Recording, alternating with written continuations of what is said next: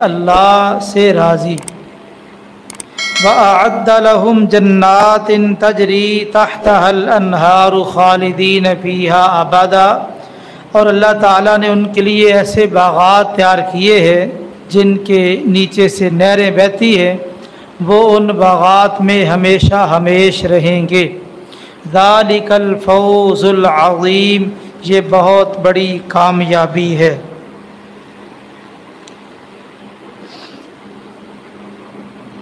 नबी करीम सल्लल्लाहु अलैहि वसल्लम के जुमला सहाब, हम उनसे मोहब्बत करते हैं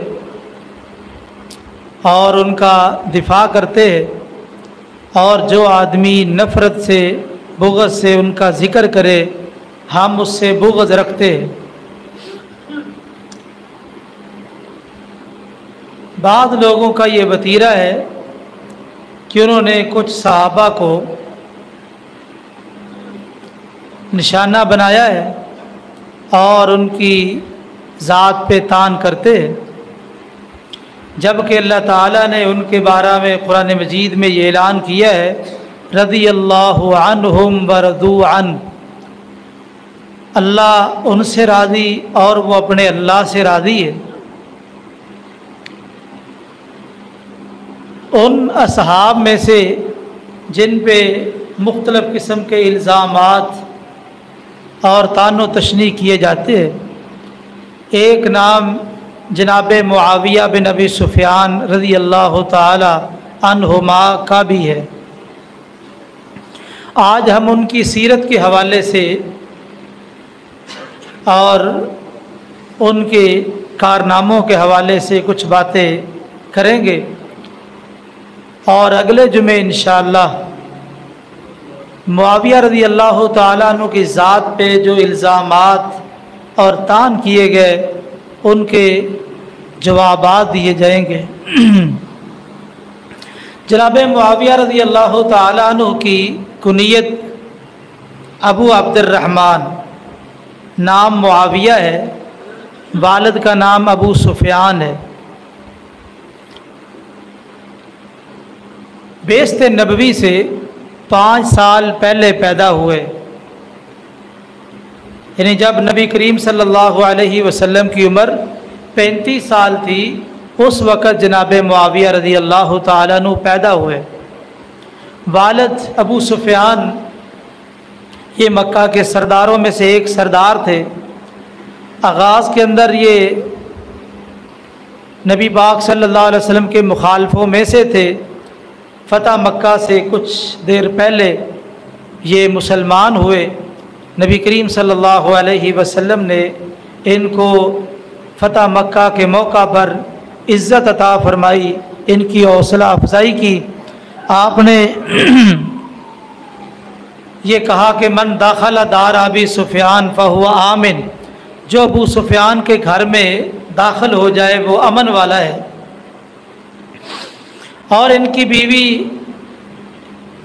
हिंदा या हिंद बिनते अबी सुफ़ियान, हिंद ज़ौजा अबी सुफ़ियान, हिंद बिनते उतबा रज़ी अल्लाह ताला अन, ये मुआविया रज़ी अल्लाह ताला अन्हु की वालदा माजदा है।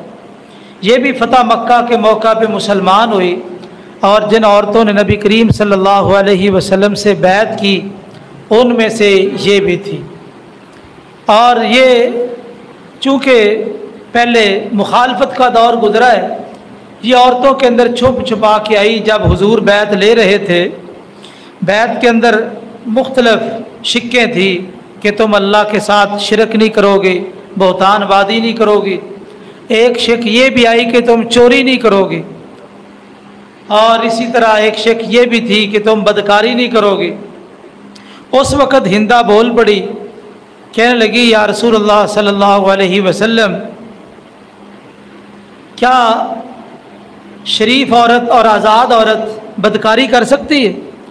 यानी उसके तसव्वुर से ये चीज़ बाला तर थी कि ये आज़ाद औरत और शरीफ औरत का काम नहीं है। ज़्यादा से ज़्यादा ये गुनाह अगर पाया जाता है तो लौंडियों के अंदर पाया जाता है। यानी इस कदर वो पाकबाज औरत थी।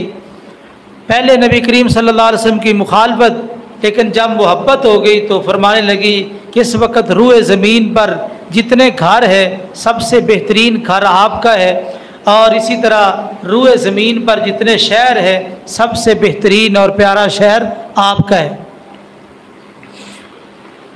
जनाब मुआविया रज़ी अल्लाह ताला अन्हु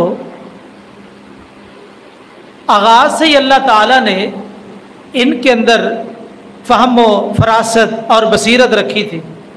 अबू सुफियान रज़ी अल्लाह ताला अन्हु जब इनको देखते तो कहते मुझे ये बात महसूस होती है कि मेरा ये बेटा सरदार होगा और ये अपनी कौम की क़यादत संभालने की बदरजा आतम सलाहियत रखता है। ये अबू सुफियान की सोच थी कि ये कौम की क़यादत और सियादत की सलाहियत रखता है। और हिंदा ने क्या बात कही रज़ी अल्लाह ताला अन्हा, कहती हैं कि अगर ये अपनी कौम की क़यादत करेगा तो मैं इसे गुम पाऊँ। मेरी बसीरत के मुताबिक और मेरी नज़र के मुताबिक ये पूरे अरब की क़यादत करेगा, लेकिन इस खामद और बीवी को क्या पता कि ये सिर्फ अरब की क़यादत नहीं करेगा बल्कि अरब के साथ आजम की भी क़यादत करेगा, और इस्लामी हुक्मरानों में से ये सबसे बड़ा हुक्मरान साबित होगा। जनाब अबू सुफियान रज़ी अल्लाह ताला अन्हु फ़तह मक्का के मौका पे मुसलमान हुए और नबी करीम सल्लल्लाहु अलैहि वसल्लम के साथ जंग हुनैन के अंदर शरीक हुए, और इसी तरह ये मुख्तलिफ जंगों में हुजूर के ज़माने में और बाद में भी शरीक हुए। 31 या 32 हिजरी को ये फौत हो गए। अल्लाह ताला उनके दराजात बुलंद फरमाए, उनकी कब्र पे करोड़ों रहमतें नाज़िल फरमाए। और हिंदा जो मुआविया रज़ी अल्लाह ताला अन्हु की वालदा माजिदा है, ये उमर रज़ी अल्लाह ताला अन्हु के दौर में फौत हुई है। अल्लाह ताला उनकी कब्र पर भी करोड़ों रहमतें नाज़िल फरमाए। जनाब मुआविया रज़ी अल्लाह ताला अन्हु ये 7 हिजरी को मुसलमान हुए। फ़तह मक्का से 1 साल कबल उम्रतुल क़ज़ा जो आपने किया है, हुदैबिया के मुकाम पे जब काफिरों ने मुसलमानों को उम्रा करने से रोक दिया, उस वक़्त ये बात तय हुई थी कि आइंदा साल मुसलमान उम्रा करेंगे, 3 दिन के लिए इजाज़त होगी और 3 दिनों के बाद ये फिर मक्का को खाली करके चले जाएंगे। तो आइंदा साल 7 हिजरी को जो हुजूर ने उम्रतुल क़ज़ा किया है, उस मौका पर ये मुसलमान हुए। उसकी बहुत बड़ी दलील ये है कि नबी करीम सल्लल्लाहु अलैहि वसल्लम की हिजामत सैयदना मुआविया रज़ी अल्लाह ताला अन्हु ने की है, और वो बाल लोगों में भी तकसीम किए और अपने पास महफूज भी रखे।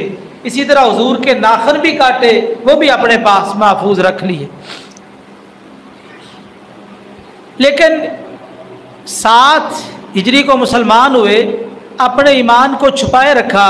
8 हिजरी को जब मक्का फतह हुआ है, उस वक़्त फिर ये अपने बाप के साथ ही नबी करीम सल्लल्लाहु अलैहि वसल्लम के साथ आपके इस काफ़िले में शरीक हुए, और उसके बाद फिर जंग हुनैन के अंदर, और इसके बाद नबी करीम सल्लल्लाहु अलैहि वसल्लम ने सलाहियतों की बुनियाद पे इनको अपना कातिब रख लिया।